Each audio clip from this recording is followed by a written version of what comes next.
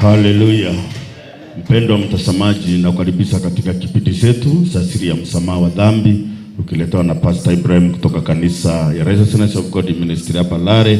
Tukaribisha mtazamaji wetu kwa makofi, sangwe na vigelegele. Mpendwa mtazamaji, nashukuru Mungu kwa neema amenipatia mara tena ili tuweze kukutana na wewe katika studio hii ya Meru TV ili tuendelee kushiriki neno lake. Katika wiki iliyopita tulijifundisha kuhusu toba na tukaelewa kuhusu toba. Tuliongea kuhusu toba. Kwa nini toba ilipatikana? Kwa nini Mungu aliweka kipindi cha toba? Ni kwa sababu mwanadamu alimwacha Mungu, na alipomwacha Mungu, kutoka hapo mwanadamu akaenda mbali na Mungu. Ndio Mungu alitengeneza njia nyingine ili mwanadamu aweze kumrudia Mungu. Kupitia Adamu sisi zote tulimwacha Mungu, na kupitia Yohana Mbatizaji sisi zote tumemrudia Mungu, na kupitia Yesu Kristo tumepata msamaha wa dhambi. Haleluya. Ukiangalia katika Biblia kuna watu wakuu katika Biblia. Kuna Adamu ambaye alisangia kuleta dhambi duniani. Kuna Musa ambaye alipewa sheria ili ailete duniani ili tuweze kutambua dhambi ni nini. Na tunaona kuna Yohana Mbatizaji ambaye alipewa toba, na kuna Yesu Kristo aliyepewa neema. Tunapoangazia hao watu wanne, tunaweza kuelewa maisha yetu bila yanafaa kuwa, na bila maisha yetu yalikuwa, na bila maisha yetu yanakuwa. Kupitia Adamu masa Mungu, na ukiangalia Biblia Warumi ni 5:12 inasema, kwa hiyo kama kwa mtu mmoja dhambi ulimwenguni, na hiyo dhambi mauti, na hiyo mauti ikawafikia watu wote kwa sababu wote wamefanya dhambi. Mstari wa 19 maandiko inasema kwa kuasi kwake watu wengi wameingizwa katika hali ya wenye dhambi, na kadhalika kwa kutii kwake mmoja watu wengi wameingizwa katika hali ya wenye haki. Kupitia Adamu tulifanyika wenye dhambi. Kufanyika wenye dhambi kwa sababu ya kutenda dhambi, bali tulifanyika wenye dhambi kwa sababu ambaye anaitwa Adamu. Na ndio Isaya 43:7 inasema kwanza alitenda dhambi. Kwa hivyo kupitia Adamu tulimwasi Mungu. Na ukiangalia Biblia bila inaeleza kitabu cha waraka wa kwanza wa Yohana sura ya 3 mstari wa 4, maandiko inasema kila atendaye dhambi afanya uasi, kwa kuwa dhambi ni uasi. Dhambi ni kumwasi Mungu, na kupitia Adamu tulimwasi Mungu. Na tulipomwasi Mungu, Mungu akaweza kutufunulia siri hii kupitia sheria, na akapatia Musa sheria. Ukisoma kitabu cha Injili ya Yohana sura ya 1 mstari wa 17, maandiko inasema Torati ilitolewa kwa mkono wa Musa, lakini neema na kweli ilikuja kwa mkono wa Yesu Kristo. Kwa hivyo sheria ilikuja kwa mkono wa Musa. Na kwa nini Mungu alipeana sheria kwa mkono wa Musa? Sheria iko na mambo matatu. Kuna kusudi la sheria, kuna lengo la sheria, sheria inahitaji nini? Ukiangalia Biblia katika kitabu cha Warumi 3 mstari wa 20, maandiko inasema hakuna mwenye mwili atahesabiwa haki mbele zake kwa matendo ya sheria, maana kutambua dhambi huja kwa njia ya sheria. Ili tuweze kutambua dhambi, Mungu alitupatia sheria ili tuweze kutambua dhambi. Na neno hilo linarudiwa tena katika kitabu cha Warumi 7 mstari wa 7, maandiko inasema tuseme nini basi? Torati ni dhambi hasa, lakini singelitambua dhambi ila kwa sheria. Kama sheria singelisema usitamani, singelijua kutamani ni dhambi. Kusudi la Mungu ya sheria ili tuweze kuelewa ulimwengu wa moyo wetu. Na tunapoangalia lengo la sheria, kitabu cha Wagalatia 3 mstari wa 24, maandiko inasema Torati ni kiongozi kwa kutufikisha kwa Kristo ili tuhesabiwe haki kwa imani. Kwa hivyo sheria ni kiongozi wa kutufikisha kwa Kristo ili tuhesabiwe haki kwa imani.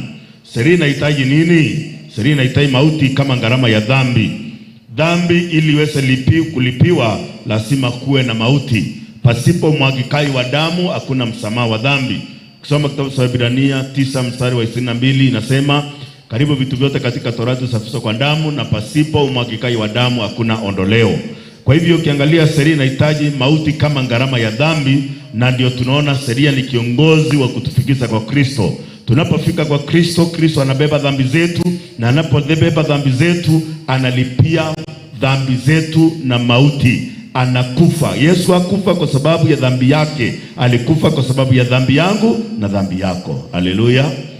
Na tunapozungumzia kuhusu toba, hebu tuweze kuangalia tuone vile Mtume Paulo aliweza kufanya toba. Mtume Paulo hakuwa anamwamini Yesu Kristo, hakuwa anamwamini Yesu Kristo kabisa. Alikuwa na moyo tofauti na moyo wa Yesu Kristo.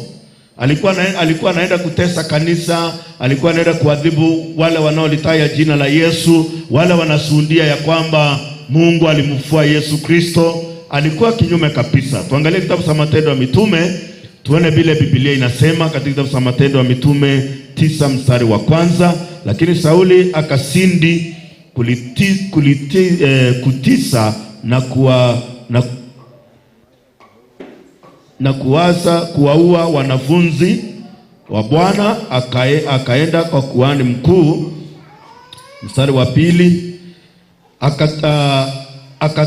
akataka kupewa barua ya kwenda Dameski zilizoandikwa kwa masinagogi, ili kuwaona watu wa njia hii, waume kwa wake, na kuwafunga na kuwaleta Yerusalemu. Wakati alipokuwa akisafiri, akawa anakaribia Dameski, ghafla nuru kutoka mbinguni ikamwangazia kote kote. Mstari wa 4, akaanguka chini, akasikia sauti ikimwambia, Sauli, Sauli, mbona wanitesa? Mstari wa 5, akasema, u nani wewe Bwana? Naye akasema, ni mimi ndimi Yesu unayemtesa. Nataka uweze kuangalia moyo wa Sauli na uone safari yake. Alipokuwa akienda Dameski alikuwa na moyo aina gani, na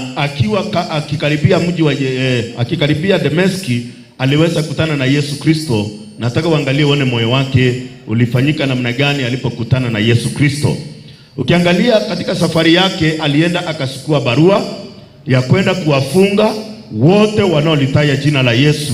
Wale wote wanasuhudia Mungu ya kwamba alimfufua Yesu Kristo, wote alikuwa anaenda kuwafunga na kuwatia gerezani, kwa sababu anasuhudia Mungu akisema alimfufua Yesu na hakumfufua.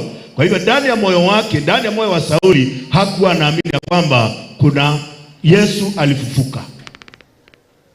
Ndani ya moyo wa Sauli hakuamini nani? Yesu alifufuka. So watu wote walikuwa wanashuhudia kuhusu kufufuka kwa Yesu Kristo. Sauli alikuwa kinyume na wao. Wote walioshuhudia ya kwamba Yesu alifufuka, wote alikuwa kinyume na wao. Kwa sababu gani? Kwa sababu yeye ndani ya moyo wake hakuamini Yesu alifufuka. Ni sawia na watu wa siku ya leo, wanaamini ya kwamba mwanadamu hawezi kuishi bila dhambi, mwanadamu ni mwenye dhambi, hakuna vile mtu anaweza ishi bila kufanya dhambi. Hawana tofauti na Sauli, ambaye Sauli alikuwa anaamini Yesu akufufuka. Lakini alipokutana na Yesu Kristo, Yesu akamwangusha chini, akamuuliza, Sauli, Sauli. Akamuuliza, u nani wewe Bwana? Akamwambia, ni mimi Sauli, ni mimi Yesu unayemuudhi. Nataka uone moyo wa Sauli vile ulibadilika. Na wakati unapounganika na moyo wa Sauli vile ulibadilika, pia kupitia kipindi hiki, pia moyo wako utaweza kubadilika kama vile moyo wa Sauli uliweza kubadilika. Sauli aliposikia sauti, akauliza, u nani wewe Bwana? Naye akasema, ni mimi Yesu unayemutesa, ni mimi Yesu unayemuudhi. Ndani ya moyo wa Sauli aliamini Yesu alikufa, na hiyo ikasaulikana. Na Mafarisayo walieneza ujumbe, wakapea askari fedha nyingi sana, waseme ya kwamba Yesu hakufufuka, ni wanafunzi wake walimuiba usiku. Na uvumi huo ukaenea, na watu wote wakasema kweli Yesu hakufufuka. Na hata Sauli alikuwa na hiyo imani ya kwamba Yesu hakufufuka. Lakini alipokutana na Yesu Kristo, Yesu akamwambia, Sauli, Sauli. Akamuuliza, u nani Bwana?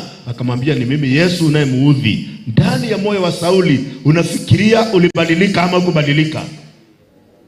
Moyo wake ulibadilika kwa sababu hakuwa na imani ya kwamba Yesu alifufuka. Lakini aliposikia sauti ya Yesu, na Yesu akamtokea akamwambia, ni mimi Yesu unayemuudhi, ndani ya moyo wake uliweza kubadilika. Kumbe Yesu ambaye ninasema hakufufuka, kumbe Yesu ako hai, kumbe Yesu alifufuka. Moyo wa Sauli uliweza kufikia toba wakati ambapo alikutana na Yesu, na moyo wake ukabadilika. Angalia safari yake. Katika njia yake ilikuwa ya kwenda kuangamiza Wakristo, lakini katika hiyo njia alipokutana na Yesu Kristo, akamwangusha chini, na Yesu akamtokea akamuuliza, Sauli, Sauli. Alipomwita Sauli, Sauli akamuuliza, unani Bwana? Akasema, ni mimi Yesu unayemuudhi. Moyo wa Sauli uliweza kubadilika. Katika kipindi kiliyopita niliweza kueleza toba ni nini. Toba ni mabadiliko ya moyo. Toba ni moyo kubadilika. Watu wengi wanajaribu kubadilisha mawazo yao, watu wengi wanajaribu kubadilisha matendo yao, lakini bado moyo ni ule ule. Lakini ukiangalia mtume Paulo, ili aweze kufikia wokovu, ni moyo wake uliweza kubadilika. Moyo wake ulikuwa unaamini Yesu hakufufuka, lakini alipokutana na Yesu, moyo wake ukabadilika na akaamini ya kwamba Yesu ako hai. Alipoamini Yesu ako hai, ilibidi amini Yesu alikufa kwa sababu ya dhambi yangu. Alibidi amini ya kwamba Yesu Kristo alifufuka ili nipate kuhesabiwa kwa mwenye haki. Tunapoangalia Biblia katika kitabu cha Warumi 4 mstari wa 25, maandiko inasema, ambaye alitolewa kwa ajili ya makosa yetu na kufufuliwa ili mpate kuhesabiwa haki. Alipoamini Yesu ako hai, aliamini Yesu alitolewa kwa ajili ya dhambi zangu, na Yesu alikufa na akafufuka ili nipate kuhesabiwa kwa mwenye haki. Watu wale ambao si wenye haki hawaamini kufufuka kwa Yesu Kristo. Watu wale ambao wako na dhambi ndani ya mioyo yao hawaamini Yesu alikufa kwa sababu ya dhambi zao. Lakini Paulo aliweza kubadilisha moyo wake na akaamini kwamba Yesu alikufa kwa sababu ya dhambi zangu. Haleluya. Hebu tuweze kuangalia kitabu cha Matendo ya Mitume, tuone vile Biblia inazidi kutuongoza katika ulimwengu wa toba ili tuweze kuelewa toba.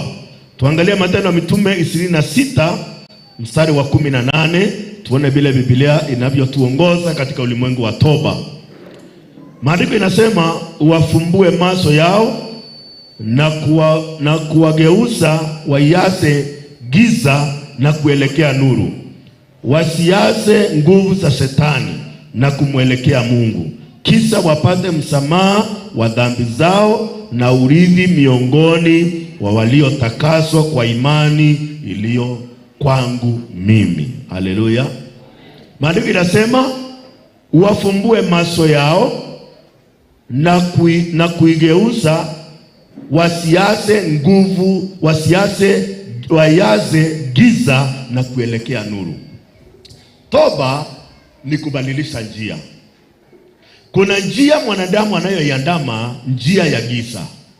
Kuna njia mwanadamu anayoiandama ambayo ni njia ya giza. Na maandiko inasema Mungu ni nuru, wala hamna giza lolote ndani yake. Na mwanadamu alipomwasi Mungu aliingia katika ulimwengu wa giza, na alipoingia katika ulimwengu wa giza akawa hawezi kuona nuru iliyo ndani ya Kristo. Kwa hivyo hapo ukiangalia inasema uwafumbue macho yao, kwa sababu macho ya mwanadamu yalipotea wakati mwanadamu alimwasi Mungu.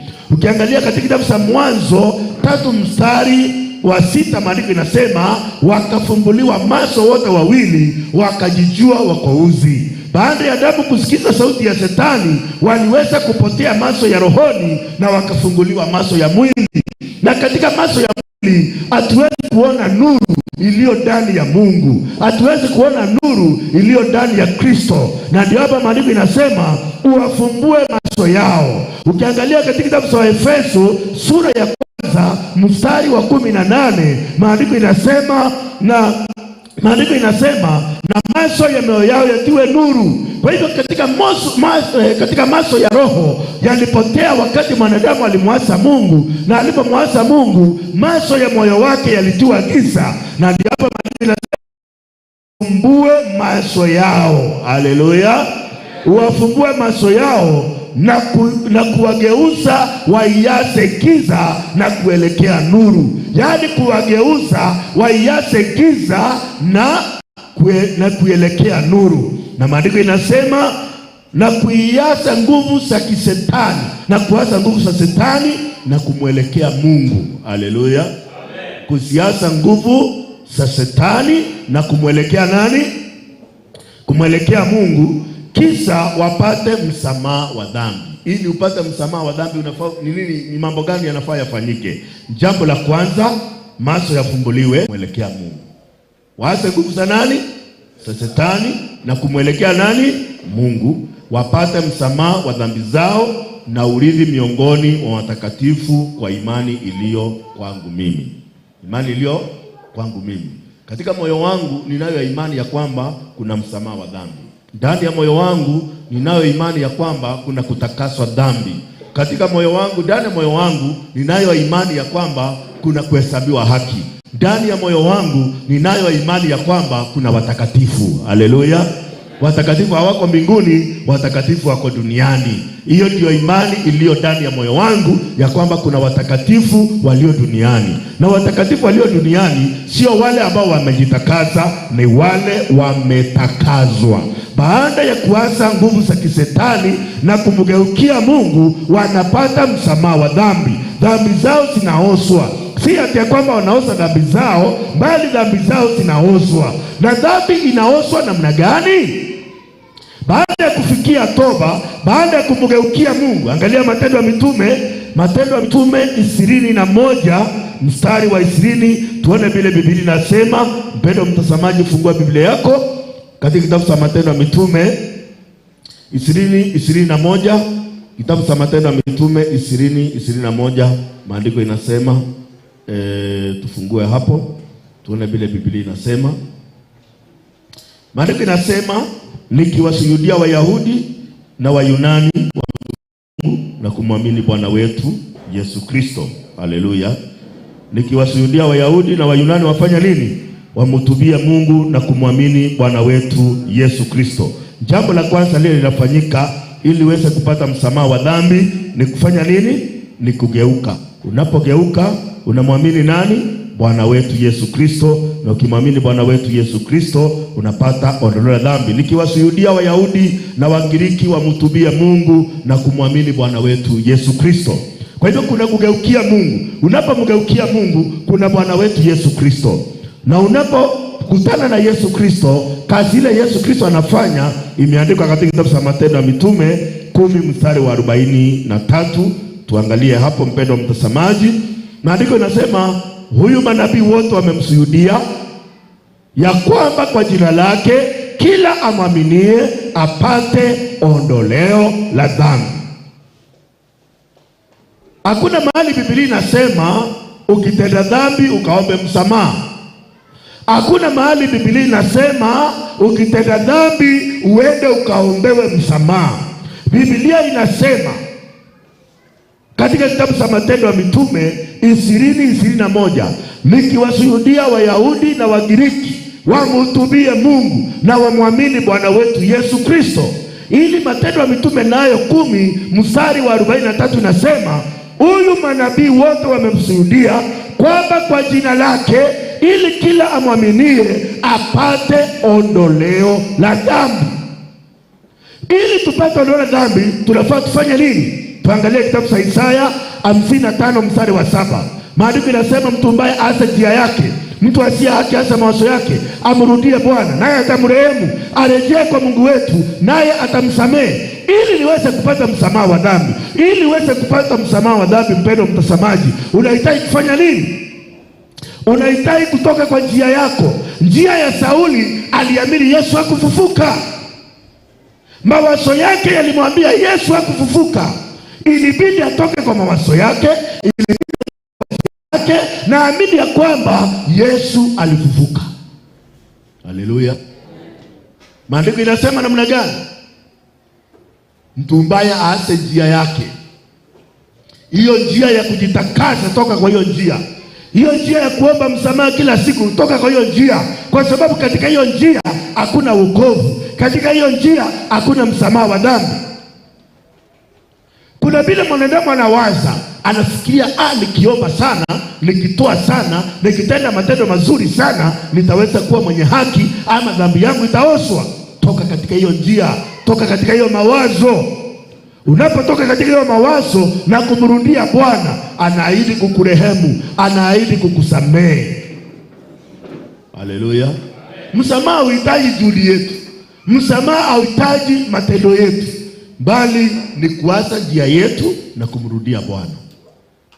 Na ndio maandiko yanasema nikiwashuhudia Wayahudi na Wayunani ili wamtubie Mungu na wamwamini Bwana wetu Yesu Kristo. Wanapomwamini Bwana wetu Yesu Kristo wanapata ondoleo la dhambi. Na ndio Petro alihubiri katika kitabu cha Matendo ya Mitume sura ya 2 mstari wa 38 akasema, tubuni mkabatizwe kwa jina la Yesu Kristo mpate ondoleo la dhambi zenu na mpokee kipawa cha Roho Mtakatifu. Roho Mtakatifu hawezi kuingia kwa mtu mwenye dhambi. Kitu ya kwanza ni utubu. Kutubu ni kufanya nini? Ni kuacha njia yako. Hii njia ya kujitakasa, toka katika hiyo njia. Haleluya. Ubatizo kwa jina la Yesu Kristo. Sisemi ubatizo kwa maji, nasema ubatizo katika jina la nani? La Yesu Kristo. Unapobatizwa katika jina la Yesu, unapata ondoleo la dhambi, na kutoka hapo unapokea kipawa cha Roho Mtakatifu. Haleluya. Ili Sauli aweze kuosha dhambi yake, kuna mahali uliona akiomba msamaha. Alikuwa muuaji hapo kwanza, alikuwa mtu ambaye anatesa Wakristo, lakini alipokutana na Yesu, moyo wake ulipobadilika, alianza kuhubiri imani aliyokuwa anaipinga. Kwa sababu gani? Moyo wake umebadilika. Moyo wako, mpendo mtazamaji, unapobadilika na kuamini ya kwamba kupitia Yesu Kristo nimepata ondoleo la dhambi, utaanza kuhubiri msamaha wa dhambi.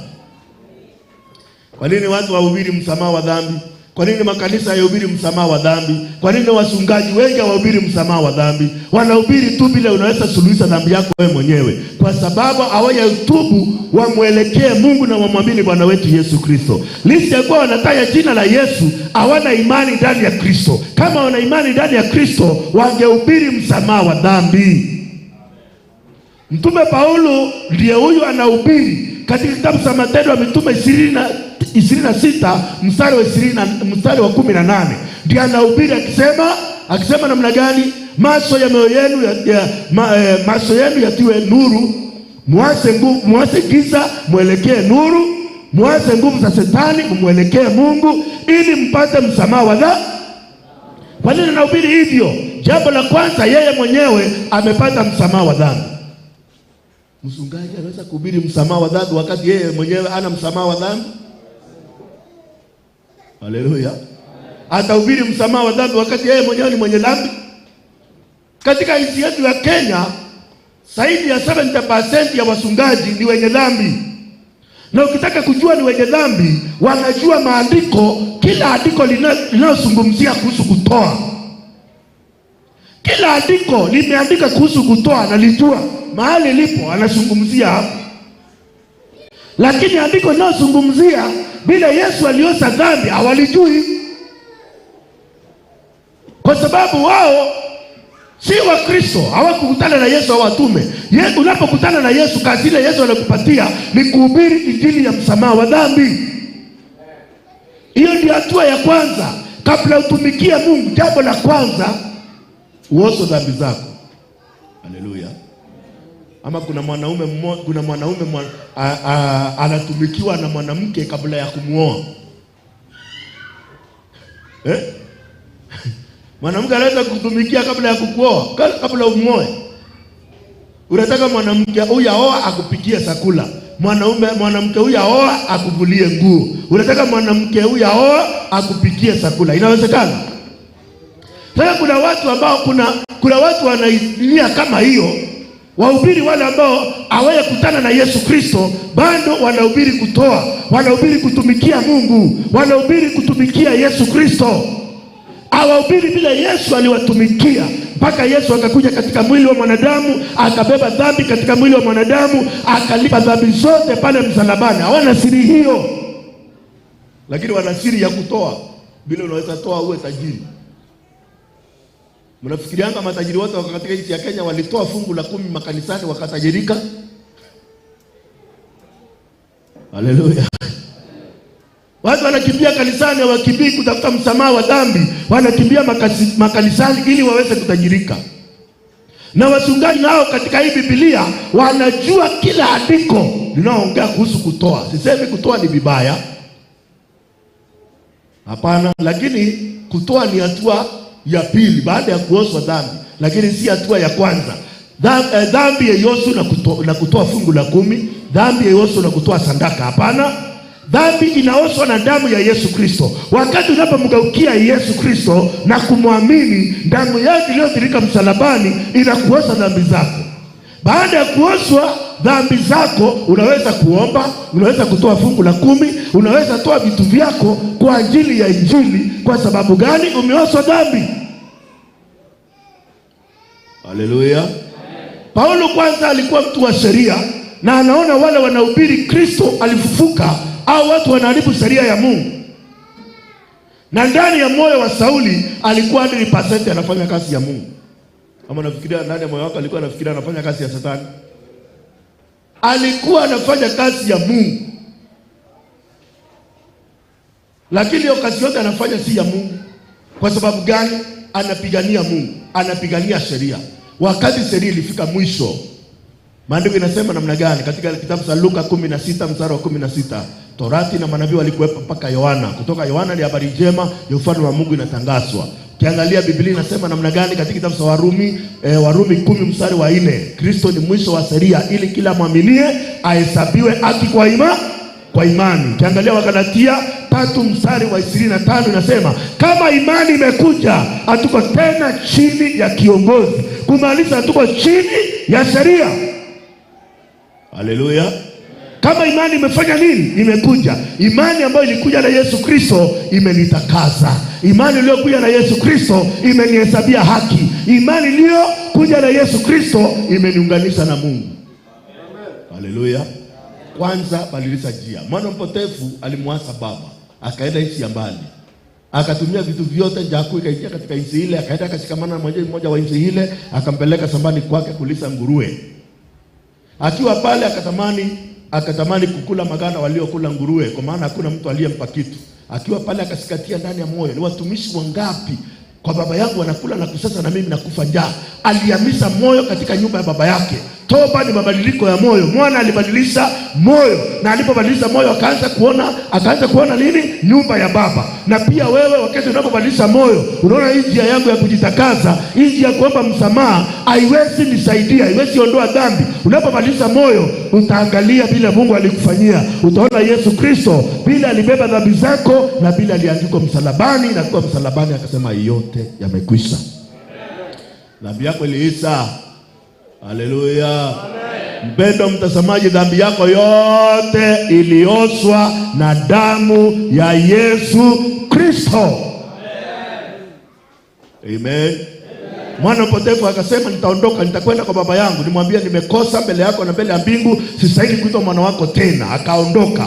Hii inafuatiliwa na kitendo. Toba ni utoke mahali ulipo, ugeuke uende utumie njia nyingine. Njia ya kuasi ile mwana alitumia, hakutumia njia hiyo, alirudi kwa njia nyingine akimwelekea baba. Lakini alipomwelekea baba alikuwa na moyo tofauti na moyo wa baba. Kwa sababu gani? Anasema nimekosa mbele ya mbingu na mbele yako, sasa ili kuitwa mwana wako tena, nifanye kama mmoja wa watumishi wako. Anaporudi anarudi kama mtumwa. Na baba alipomwona kwa umbali akapiga mbio, akamwangukia shingoni, akamvusu, mwana akasema sasa ili kuitwa mwana wako tena, nifanye kama mmoja wa watumishi wako. Baba akasema leteni basi lo bora mkamhubiri. Maana yake baba alikuwa anangojea mwana wake na akaweka basi.